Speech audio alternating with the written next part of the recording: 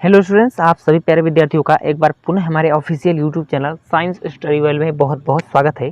दोस्तों, एक और अमेजिंग टॉपिक के साथ आज का ये वीडियो हम लोग स्टार्ट कर रहे हैं। आज के इस वीडियो में हम लोग पढ़ने वाले हैं ओम का नियम, जो कि क्लास 12th फिजिक्स के एक ऐसा इंपॉर्टेंट टॉपिक है जो कि 2 नंबर में पूछा जाता है। दोस्तों, आपको ठीक है सिंपल वे में पूछ लेता है कि ओम का नियम लिखिए, ओम का नियम बताइए। ठीक है, तो ओम का नियम अगर आप लोगों से पूछेगा तो सिंपल 2 नंबर भी पूछेगा, और यदि आपसे ओम के नियम का प्रूफ करने को पूछेगा तो आप लोगों से 5 नंबर में पूछेगा। कितने नंबर में?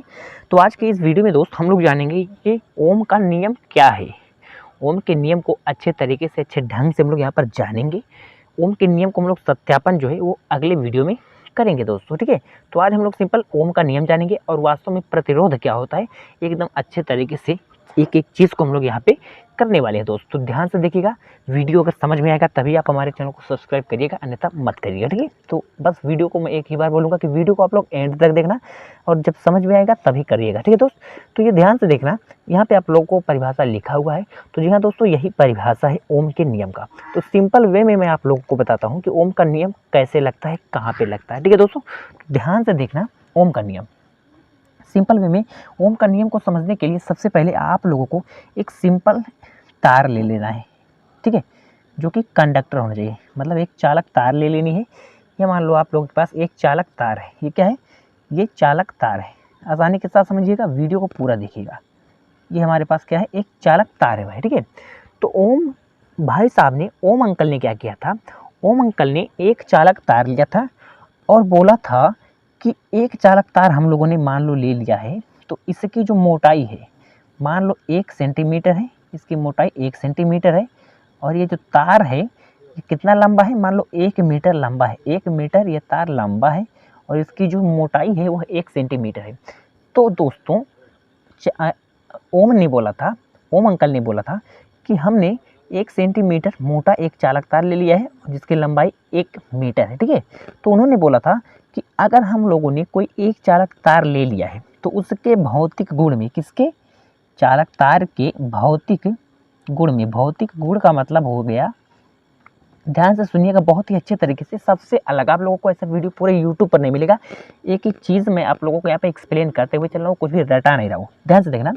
तो अंकल ने बोला क्या कि इस तार के भौतिक गुण, भौतिक गुण का मतलब हो गया कि इसके लंबाई, इसके मोटाई, इसका आयतन, इसका दाब, इसका क्षेत्रफल, इसका मतलब इसके भौतिक गुण, यही है सब भौतिक गुण। इसके लंबाई में, इस चालक तार की लंबाई, मोटाई, आयतन, दाब, क्षेत्रफल, ताप में कोई परिवर्तन ना किया जाए। भौतिक गुण में क्या हो? आप परिवर्तन ना किया जाए। क्या ना किया जाए दोस्त? परिवर्तन ना किया जाए, परिवर्तन ना किया जाए। ठीक है, परिवर्तन ना किया जाए। किसमें ना किया जाए? भौतिक गुण में, चालक तार के भौतिक गुण में परिवर्तन ना किया जाए।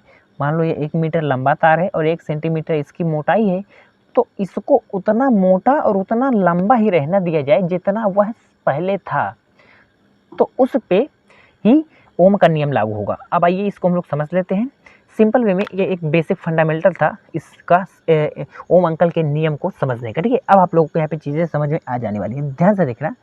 इन्होंने बोला था कि यदि किसी चालक के भौतिक गुण, भौतिक गुण तो समझ में आ गई क्या क्या है? भौतिक गुण में परिवर्तन ना हो।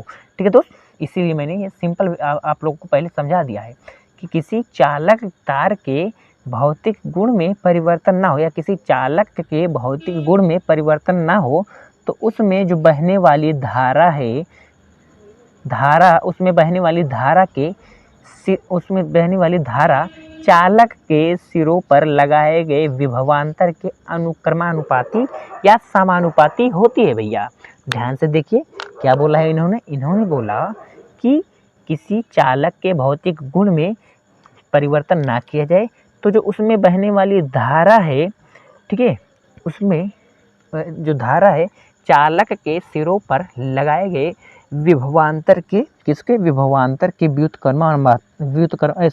अनुक्रमानुपाती होगी या समानुपाती होगी। ठीक है, तो V universally proportional I, V universally proportional I, यानी दोस्तों जो हमारा विभवांतर है वह है चालक तार में बहने वाली धारा के समानुपाती होगा। सिंपल, इसका मतलब वही है। ठीक है, अब आप लोगों को समझ में आनी चाहिए कि जब कोई प्रोपोर्शनल का चिन्ह आता है तो जब ये हटता है तो एक कांस्टेंट लगता है मेरे भाई। ठीक है, तो जब ये हमारे पास हटेगा, ठीक है, आगे हम लोग जब इसको सॉल्व करेंगे तो v इक्वल टू हमारे पास आ जाएगा I इंटू आर।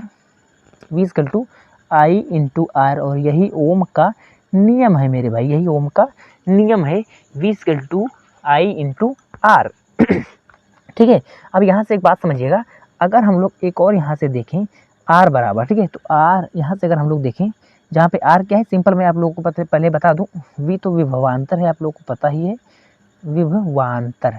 ठीक है, विभवांतर है, v क्या है, v हमारे पास विभवांतर है, I हमारे पास धारा है, विद्युत धारा, और क्या है, प्रतिरोध है। अब एक बात आप लोग समझिएगा कि प्रतिरोध क्या है।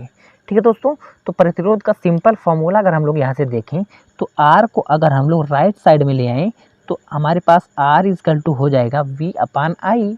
R equal to V upon I हो जाएगा ना, हो जाएगा कि नहीं। R को हम लोग लेफ्ट साइड में ले आए, सिंपल लेफ्ट साइड में ले आए तो हमारे पास क्या हो जाएगा, R equal to V upon I हो जाएगा, जहाँ पर R क्या है, प्रतिरोध है, V विभवांतर है, I क्या है, धारा है, विद्युत धारा है। ठीक है भाई, अब ध्यान से देखना, अगर यहाँ पे हम लोग R प्रतिरोध, जो हमारे पास प्रतिरोध है, इसका हम लोग सिंपल अगर परिभाषा जाने प्रतिरोध का तो क्या होगा, प्रतिरोध का सिंपल सा मीनिंग ध्यान से देखना मेरे भाई। अगर हम लोग यहाँ पे I इक्वल टू 1 ले लें, यानी धारा को इकाई मान लें, धारा को क्या मान लें, इकाई मान लें, धारा को अगर हम लोग इकाई मान लें, चीज़ों को समझिएगा मेरे भाई, धारा को हम लोग अगर इकाई मान लें तो हमारा जो R है, हमारा R है, यह किसके बराबर हो जाएगा, विभवांतर के बराबर हो जाएगा। तो इसके बेस पर हम लोग इसका परिभाषा बोल सकते हैं कि यदि किसी चालक तार में, यदि किसी चालक तार में, हम लोग चालक तार लिए ना, तो यदि किसी चालक तार में इकाई धारा, हमारे पास यह धारा है ना, धारा है, विद्युत धारा है, यदि किसी चालक तार में इकाई धारा प्रवाहित करें, इकाई धारा प्रवाहित करें तो उसके सिरों पर जो उत्पन्न विभवांतर होगा वह किसके बराबर होगा दोस्तों, प्रतिरोध के बराबर होगा। वह किसके बराबर होगा, प्रतिरोध के बराबर होगा। यानी सिंपल वे में समझना कि यदि किसी चालक तार में इकाई धारा प्रवाहित होती है, इकाई धारा प्रवाहित होती है तो उसके सिरों पर उत्पन्न विभवांतर ही हमारा, उसके सिरों पर उत्पन्न विभवांतर ही हमारा प्रतिरोध कहलाता है। या इसको एक और इसका जो परिभाषा है एक और बना सकते हो कि यहाँ पे मैं नीचे परिभाषा लिख करके भी लाया हूँ मेरे भाई, दोनों परिभाषा लिख करके लाया हूँ, यहाँ से मैंने आपको समझाने का प्रयास किया था। ठीक है, ध्यान से देखना कि सबसे पहला परिभाषा है कि यदि किसी चालक तार के सिरों पर उत्पन्न विभवांतर तथा उसमें बहने वाली धारा का मान का अनुपात ही क्या कहलाता है, धारा प्रतिरोध कहलाता है। अर्थात प्रतिरोध को हम लोग इंग्लिश में बोलते हैं रेजिस्टेंस, क्या बोलते हैं, रेजिस्टेंस बोलते हैं भाई। ठीक है, तो सिंपल समझना, यहाँ से भी आप लोग इसका परिभाषा को बना सकते हो कि यदि किसी चालक तार के सिरों पर उत्पन्न विभवांतर तथा उसमें बहने वाली विद्युत धारा का अनुपात, ध्यान से सुनना मेरे भाई, यदि किसी चालक तार के सिरों पर उत्पन्न विभवांतर तथा उसमें बहने वाली विद्युत धारा का जो अनुपात होता है, देखो भाग है तो भाग का मतलब सिंपल अनुपात। ठीक है, यार दिखाई नहीं दे रहा था ना, चलो अब दिखाई दे रहा है। क्या बोला मैंने बोला कि यदि किसी चालक तार के सिरों पर उत्पन्न विभवांतर तथा उसमें बहने वाली विद्युत धारा का जो मान, विद्युत धारा का जो अनुपात है वही हमारा किसके बराबर होता है, प्रतिरोध होता है, वही हमारा क्या होता है, प्रतिरोध होता है। कि आप लोग ऐसे समझ सकते हो कि आई को अगर हम लोग इकाई ले लें तो हम लोग क्या बोल सकते हैं, हम लोग बोल सकते हैं यदि किसी चालक तार में इकाई धारा प्रवाहित होती है तो ऐसे देख लीजिए, यदि किसी चालक तार में इकाई धारा प्रवाहित होती है तो उसमें उसके सिरों के बीच का जो विभवांतर है वही हमारा प्रतिरोध कहलाता है। ठीक है भैया, तो आई होप यहाँ तक ये सब चीज़ें आप लोगों को समझ में आ गई। ओम का नियम आप लोगों ने समझा दोस्तों, और आप लोगों ने प्रतिरोध को भी एकदम अच्छे तरीके से समझ लिया, प्रतिरोध का फॉर्मूला जाना, ओम का फॉर्मूला आप लोगों ने जाना। अब यहाँ पे आप लोग ध्यान से देखना, जो हमारा प्रतिरोध है, प्रतिरोध ठीक है। प्रतिरोध का जो मात्रक है, एक इम्पॉर्टेंट पॉइंट है ये, प्रतिरोध का जो मात्रक होता है दोस्त, वही हमारा ओम होता है। ठीक है, वही हमारा क्या होता है, ओम होता है। और इसका एक सिंबल भी है, इस तरीके से इसको हम लोग प्रदर्शित करते हैं। ये भी हमारा क्या है, ओम का सिंबल है मेरे भाई। ठीक है, तो ये हमारा क्या है, ओम। अगर यहाँ तक की चीज़ें आप लोगों को समझ लिया है मेरे भाई, तो ये मान करके चलिए, अगर आपसे ओम का नियम पूछा जाएगा 2 नंबर में, तो जितनी भी चीज़ें यहाँ पर आप लोगों को बताई गई हैं, ये आप लोग आसानी के साथ पेपर में लिखिएगा, और 2 नंबर आप लोग को पक्का यार कहीं भी कटने वाले नहीं है। और अगर आप लोगों से प्रतिरोध भी पूछेगा, तो प्रतिरोध का सिंपल फॉर्मूला आप लोग लिखिएगा, और उसके बाद प्रतिरोध क्या होता है इसको आप लोग अच्छे से यहाँ पर परिभाषा भी मैंने दे दिया है, और प्रतिरोध का मात्रक क्या है इसको भी मैंने बता दिया है। इन सब चीज़ों को आप लोग अच्छे से लिख करके आइएगा पेपर में, और ये जो 2 नंबर है आप लोगों का, ये 100% मार के चलना मेरे भाई, 2 नंबर आप लोगों को पक्का हो जाने वाला है। ठीक है, तो अगर आप लोगों को ये सब वीडियो अच्छे तरीके से समझ में आया है आज का, तो अगर आप हमारे चैनल को अभी तक सब्सक्राइब नहीं किए हो मेरे भाई, तो प्लीज़ यार सब्सक्राइब जरूर कर लेना, और अपने दोस्तों के साथ भी हमारे वीडियोस को शेयर कर देना, क्योंकि आप लोगों को हमारे चैनल पर बोर्ड एग्जाम की तैयारी एकदम फ्री में कराई जा रही है। सभी सब्जेक्ट्स की तैयारी हमारे चैनल पर आप लोगों को एकदम फ्री में मिल रही है दोस्तों। ठीक है, तो मिलते हैं नेक्स्ट वीडियो में, तब तक बने रहिए आप हमारे चैनल के साथ।